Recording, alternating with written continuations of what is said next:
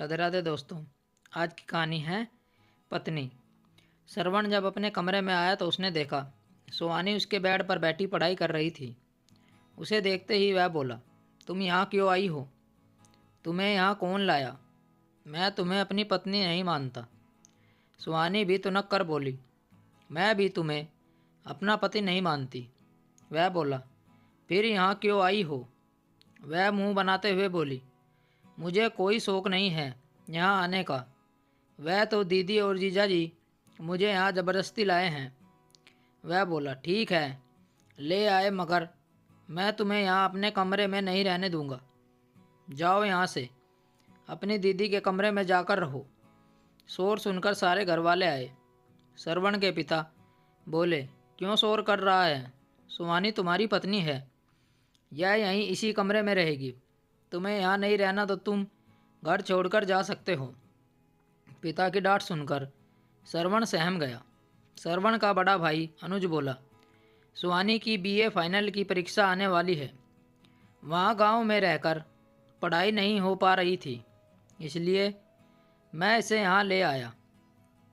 अब चुपचाप अपनी पढ़ाई करो और इसे भी करने दो। श्रवण की माँ अनुपमा जी बोली, तुम दोनों के लड़ने से अब कुछ नहीं होगा। पति पत्नी का रिश्ता 7 जन्मों का बंधन होता है। जिसे दिन तुम्हारे फेरे हुए थे, उसी दिन तुम दोनों एक पवित्र रिश्ते में बन चुके हो। इसलिए बचपना छोड़ो और रिश्ता निभाने की सोचो।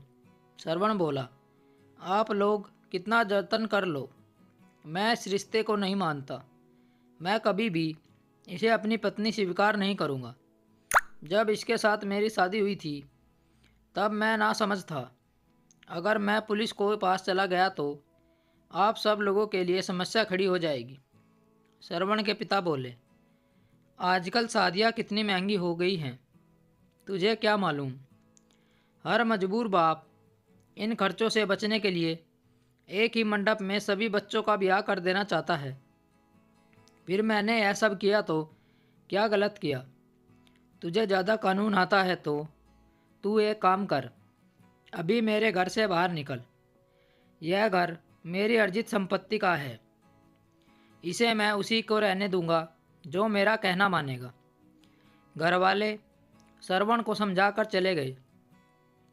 सुहानी की शादी 3 साल पहले हुई थी, जब श्रवण 20 साल का था और सुहानी 19 साल की थी।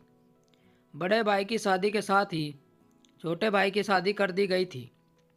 सुहानी शादी के बाद सिर्फ एक रात के लिए ही ससुराल आई थी।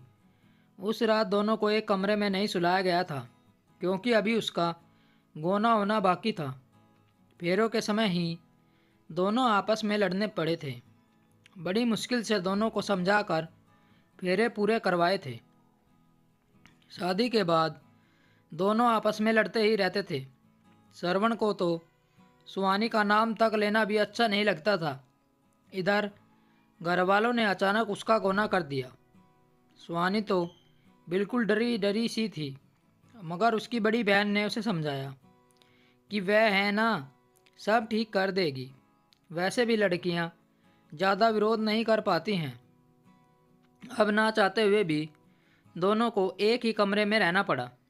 घर छोड़कर जाने की हिम्मत दोनों में से किसी के पास नहीं थी। फिर दोनों ने कमरे को 2 भागों में बांट लिया। कमरे का सामान को भी बांट लिया। बेड को भी 2 हिस्से कर लिए। आधे पर सुहानी सोती थी और आधे पर श्रवण।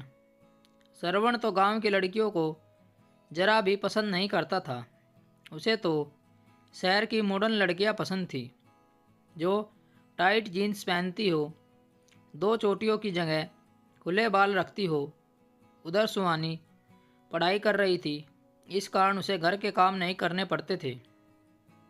बड़ी बहन ने उसे पढ़ने के लिए घर के कामों से फ्री कर रखा था, लेकिन फिर भी सुहानी को अपने कमरे का काम खुद ही करना पड़ता था।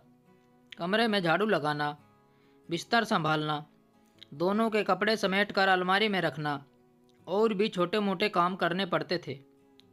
श्रवण दिन भर बाहर ही रहता था। वह प्रतियोगिता परीक्षा की तैयारी कर रहा था। सुबह ही कोचिंग के लिए घर से बाहर निकल जाता था। कोचिंग के बाद वह दोस्तों के घर पर रहकर उनके साथ तैयारी करता था, मगर रात को घर पर आना ही पड़ता था। शिवानी का पहला पेपर था। श्रवण के पिता ने उससे कहा, कल बहू का पहला पेपर है, उसे पेपर से पहले कॉलेज छोड़कर आना और पेपर के बाद वापस लाना तेरा काम है। अगर इस काम में कोई शिकायत आई तो मुझसे बुरा कोई नहीं होगा। शिवानी की बहन ने शिवानी के लिए जीन्स और टी शर्ट ला कर दी और कहा, तू इन्हें कपड़ों में परीक्षा देने जाना। शिवानी ने जीवन में पहली बार ये कपड़े पहने थे। इन कपड़ों में शिवानी को देखकर श्रवण को आश्चर्य हुआ। शिवानी को देखकर उसको लगा जैसे वह कोई आधुनिक फिल्मों की हीरोइन हो। वह तो उसे निहारता रह गया। जब वह शिवानी को बाइक पर बैठाकर ले गया तो शिवानी उससे एक फासला बनाकर बैठी थी।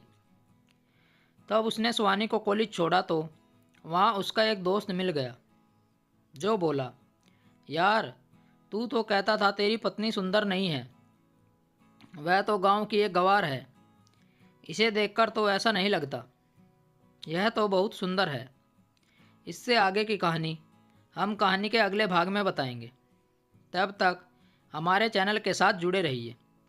स्टोरी को लेकर आपकी क्या राय है नीचे कमेंट करके ज़रूर बताइएगा। ऐसी ही और बेहतरीन कहानियों के लिए हमारे चैनल को ज़रूर सब्सक्राइब करें।